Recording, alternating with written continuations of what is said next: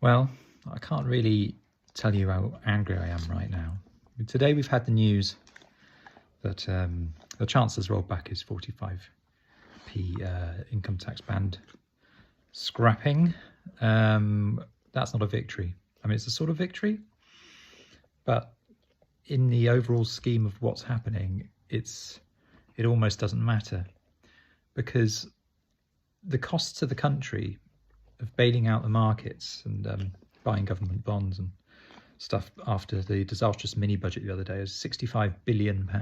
£65 billion that obviously we're all going to pay for in one way or another. And that's ignoring the upcoming cost of living crisis, or in fact ongoing, but it's going to get worse. Well, what's really infuriated me today is that they've just announced 18 billion in public sector cuts. Now, these are real terms cuts, because what they're doing is basically not changing any funding based on the massively higher than expected rate of inflation. So what that means is hospitals and schools and all these other guys, things we all need, not just that, but every public service. So that's everything that the government does for us and for anyone else. It's all going to have the same money that it would have got if inflation stuck at a rational, sort of sensible amount, which wasn't enough in the first place.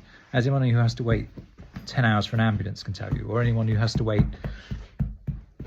weeks to see a GP, or anything, any kind of public service, and even just dealing with, getting your driving license or your passport or anything else. All of these things are public services.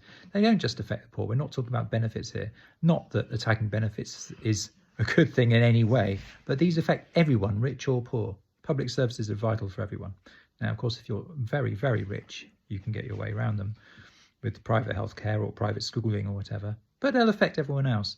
And 18 billion so far as a cut.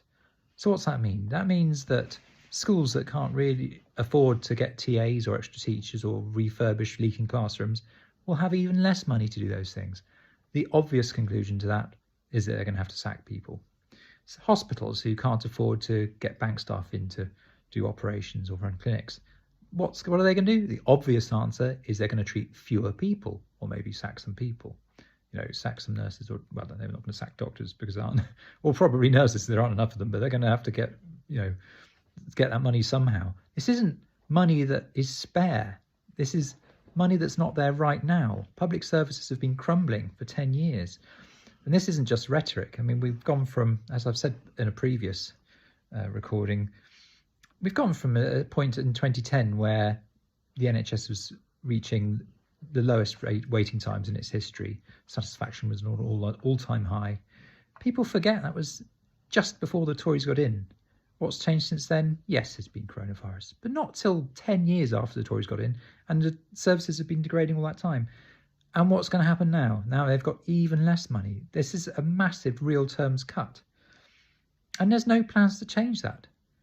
It's hard to see how a government so insistent on doubling down its agenda for just transferring wealth from all of us to the super rich.